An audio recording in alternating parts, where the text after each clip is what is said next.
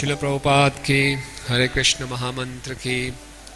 हम लोग कई बार शास्त्रों में हरिनाम की महिमा सुनते हैं कि एक बार हरिनाम लेने से हमारे उतने पाप नष्ट हो जाएंगे जितने पाप किए भी नहीं हैं। और हरिनाम इस कलयुग में हमें हमारी उत्कृष्ट अवस्था कृष्ण प्रेम प्रदान कर सकता है।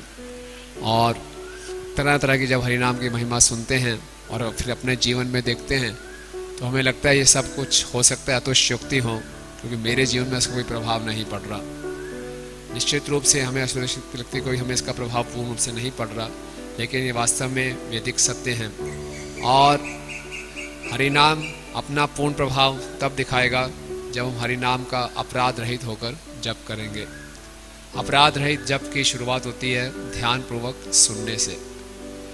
कोई कह सकता है अगर हरिनाम इतने कृपालु हैं तो वो फिर हमारे ध्यान पूर्वक जप करने पर निर्भर क्यों करते हैं? वो तो स्वतंत्र हैं, उनको कृपा करनी ही है, तो जैसे मर्जी हम हरि नाम लें वो कृपा कर दें।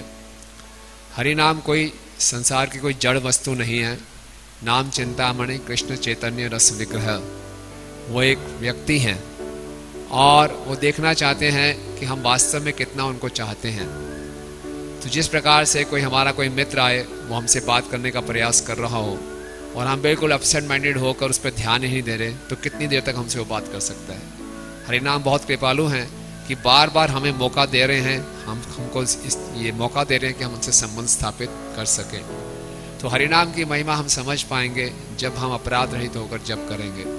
अपराध रहित जप की शुरुआत है ध्यान पूर्वक सुनने से।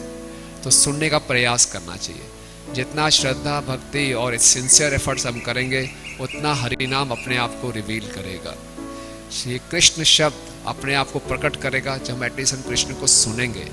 इसलिए सुनने का पूरा प्रयास करना चाहिए। जब में हम सही ढंग से सुन सकें, इसीलिए तरह तरह की टेक्निक्स बताई जाती हैं। और जितना सिंसियरली हम इन टेक्निक्स को अपने जीवन में उतारने का प्रयास करेंगे उतना हम हरि नाम को अपने प्रति आकर्षित करेंगे। इसलिए जब करते समय जो हमने बोला योजन, यानी कि शरीर को सही ढंग से रखना, सही पोस्चर रखना, सही प्रोनाउंस करना और एक एक शब्द को सुनने का प्रयास करना, ये शरीर का हम एक अलाइनमेंट कर सकते हैं।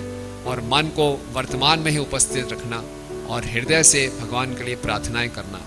तो इस प्रकार से जब हरिनाम देखेंगे हम इतने सुंदर प्रयास कर रहे हैं, सिंसियरली प्रयास करते जा रहे हैं, तो हम पे निश्चित रूप से कृपा करेंगे। हरे कृष्ण महामंत्र की जय।